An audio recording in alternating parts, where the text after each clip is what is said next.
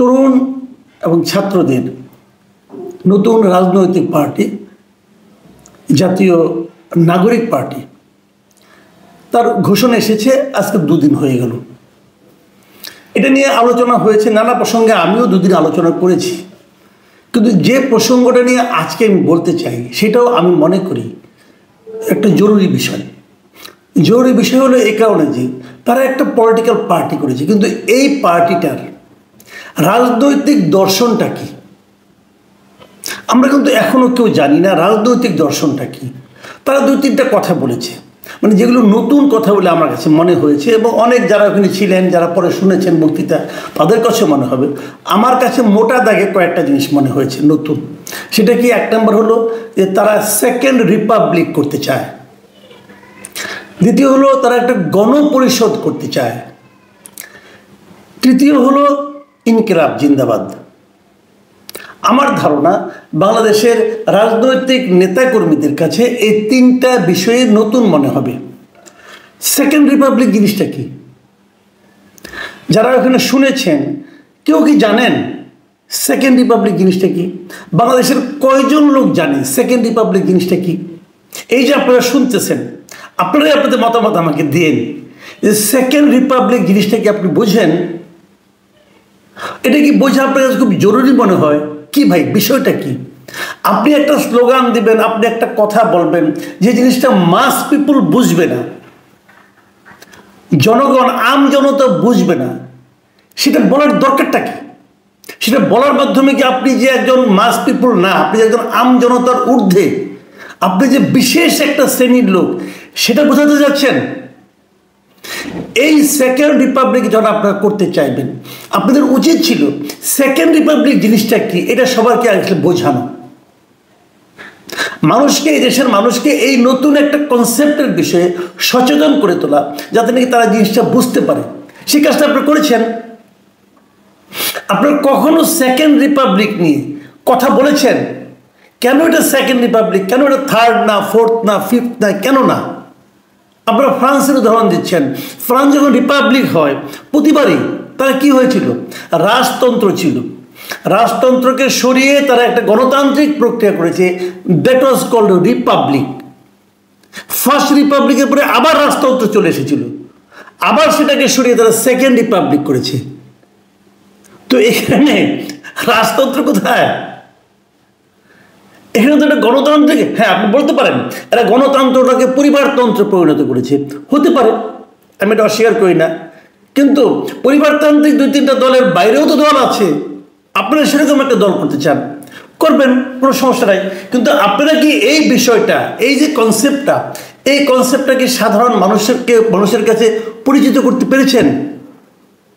যে জিনিসটা কেউ চিনেই না, জানেই না, সেইটা আপনাদের হলো মূল লক্ষ্য, আপনারা সেকেন্ড রিপাবলিক করবেন।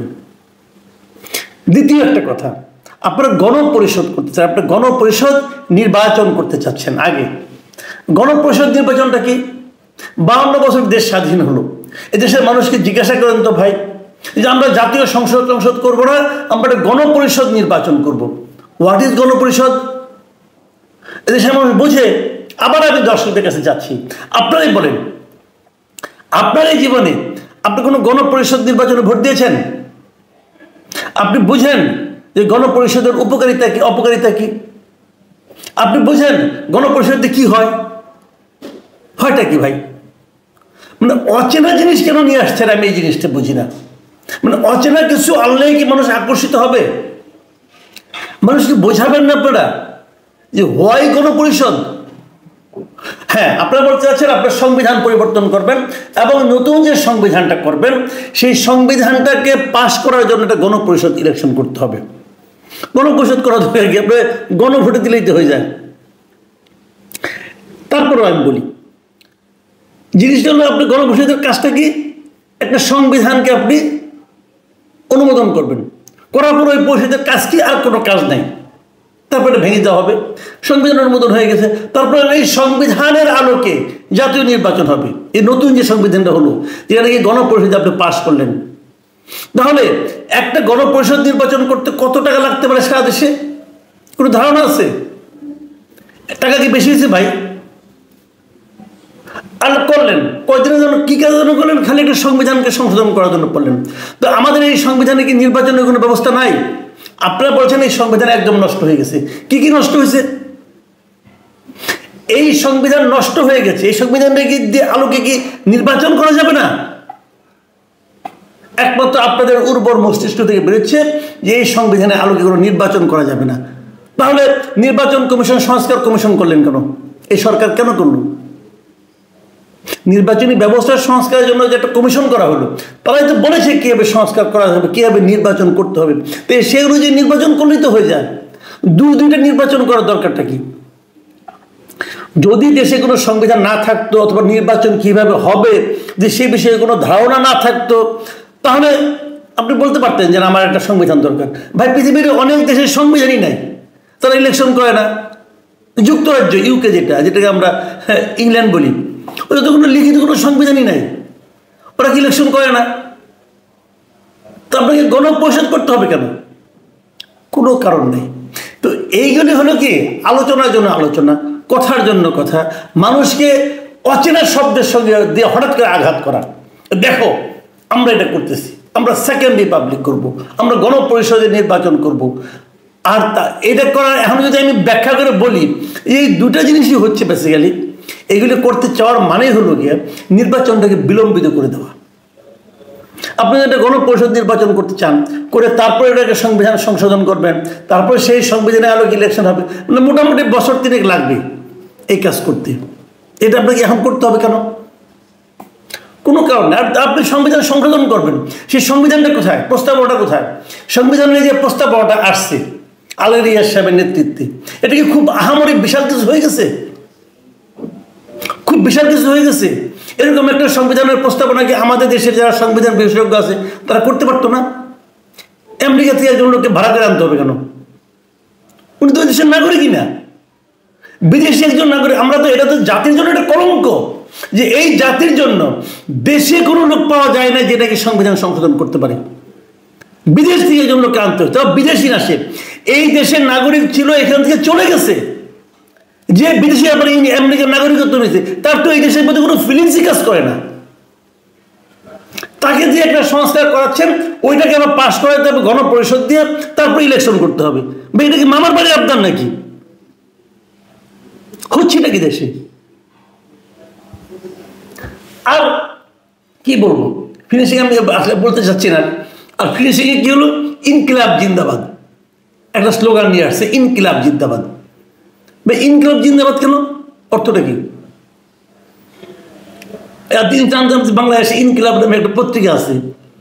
ছোটবেলায় মানে যৌবনকালে আর কি, একটা ইনকিলাব নামে একটা মুভিও দেখছিলাম হিন্দি ছবিতে, অমিতাভ বচ্চন শ্রীদেবী অভিনয় করে। এই তো ইনকিলাব, সেই ইনকিলাব জিন্দাবাদ। আর ইদানিং শুনি ওনাদের যে পীর সাহেব আছেন, বিদেশে থাকেন, উনি ওনার প্রত্যেকটা বক্তব্য দেওয়ার পরে শেষে ইনকিলাব জিন্দাবাদ বলেন। কারণ ওই পীরের মুরিদরা এখন ওই ইনকিলাব নিয়ে ব্যস্ত হয়ে পড়ছে। ইনকিলাবটা কি? ইনকিলাব শুনলাম এটা কি ভারতীয় কমিউনিস্ট পার্টির স্লোগান ছিল একসময়। ইনকিলাব, ইনকিলাব মানে বিপ্লব, ঠিক আছে, ভালো কথা। জিন্দাবাদ মানে দুইটা বিদেশি শব্দ দিয়ে আপনি এখানে ইনকিলাব জিন্দাবাদে একটা স্লোগান বাই করছেন। এর কারণটা কি? এটা করতে হবে কেন?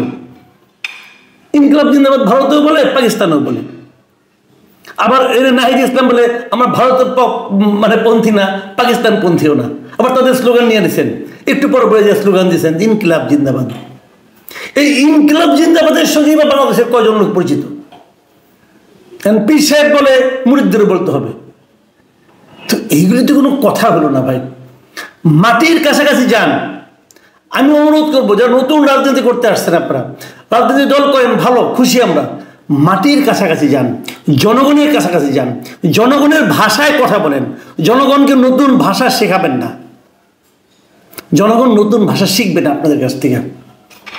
আমি দিব্যচোখে দেখতেছি এই ইলেকশনটা সামনে, নির্বাচন যেটা হবে, আপনি যদি কী দুরবস্থা হবে চিন্তা করতে পারবেন না, যদি এরকম বিদেশি অচেনা অপরিচিত শব্দ নিয়ে আসা আপনারা কিছুটা করতে চান।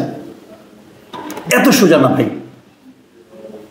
প্রিয় দর্শক, এখন এই পর্যন্তই। আল্লাহ হাফিজ।